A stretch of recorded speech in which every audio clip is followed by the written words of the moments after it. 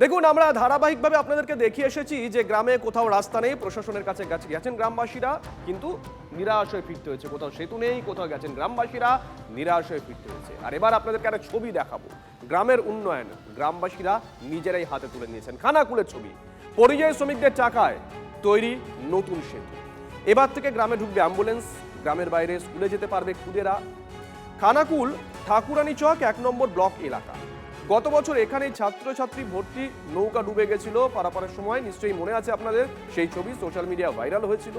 দ্বারকেশ্বর নদ থেকে উদ্ধার করা হয়েছিল পড়ুয়াদের। বর্ষায় বাঁশের সেতু ভেঙে যায়, প্রায় 3-4 মাস নৌকায় ভরসা। সেতু দুর্ভোগ মেটানোর উদ্যোগ নেন ভিন রাজ্যে কাজ করতে যাওয়া গ্রামের যুবকরা। চাঁদা তুলে প্রায় 35 লক্ষ টাকা খরচ করে তৈরি করে লোহার সেতু। নতুন সেতুতে মালবাহী ট্রাক্টর থেকে ছোট গাড়ি, অ্যাম্বুলেন্স সবই ঢুকছে।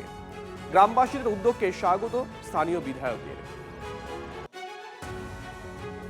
রুগী টুগি নিয়ে যাওয়া বলো, এই প্রেগনেন্ট মহিলারা বিশেষ করে তাদেরও খুব অসুবিধা হয়, বয়স্করা যেতে খুব অসুবিধা হয়, যেতে পারেনি। বিশেষ করে এই আষাঢ় মাস থেকে একদম আমাদের সে কার্তিক মাস পর্যন্ত এই কমাস খুব অসুবিধা হয়। নৌকায় করে যাতায়াত, নৌকাও সবসময় নদীতে এত টান থাকে, নৌকা সবসময় যেতে পারে না।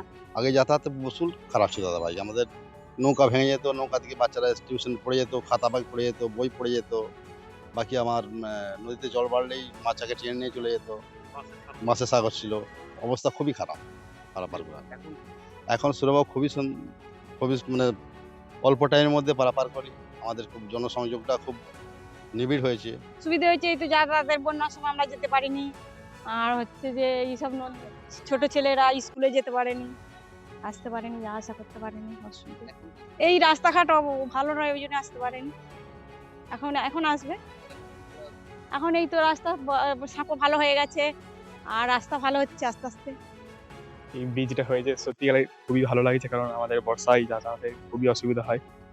সেই কারণবশত প্রত্যেক বছর ব্রিজ ভেঙে যায়, সেরকম যাতায়াতের প্রচুর অসুবিধা হয়, আর্জেন্ট কারণে আমরা যেতেও পারি না। আর এই ব্রিজটাই সত্যি খুব ভালো লেগেছে। সাইকেল নিয়ে আমরা যেতাম না, আমরা সাইকেল ওখানে রেখে নদী পেরিয়ে যেতাম, কারণ ওদিকটা হেঁটে হেঁটে যেতাম। বর্ষাকালে তো এক হাঁটু করেও মাঝে মধ্যে জল পেরিয়ে গেছি। খানাকুলের ঠাকুরানী চক, আর এইটা দ্বারকেশ্বর নদী। এই দ্বারকেশ্বর নদী ভয়াবহ রূপ ধারণ করে বর্ষায়, যার ফলে যে কচুরি পানা যে ভেসে আসে, সেই জন্য যে বাঁশের ব্রিজগুলো থাকে সব ব্রিজগুলো ভেঙে যায়, যার ফলে যাতায়াতের অসুবিধা হয় সাধারণ মানুষ থেকে ছাত্রছাত্রীদের। এমনকি এই গ্রামে কোনোদিন অ্যাম্বুলেন্সও ঢোকে না। আর সেখানে স্বর্ণশিল্পীরা যারা বাইরে সোনার কাজ করে, কেউ পাথর সেটিংয়ের কাজ করে, কেউ দিল্লি, মুম্বাই, হায়দ্রাবাদ, কটক অথবা কলকাতায় থাকে, সেই সমস্ত স্বর্ণশিল্পীরা অর্থাৎ এই গ্রামের ছেলেরা, তারা প্রায় 35 লক্ষ টাকা খরচা করে সেতু করেছে। রড আয়রনের সেতু এবং পাটা দিয়ে সেতুর উপরের অংশ সাজানো হয়েছে, যার ফলে এলাকায় ট্রাক্টর থেকে, মালবাহী ট্রাক্টর থেকে অ্যাম্বুলেন্স, তার সঙ্গে সঙ্গে ছেলেমেয়েরা যাতায়াত করছে স্কুলে।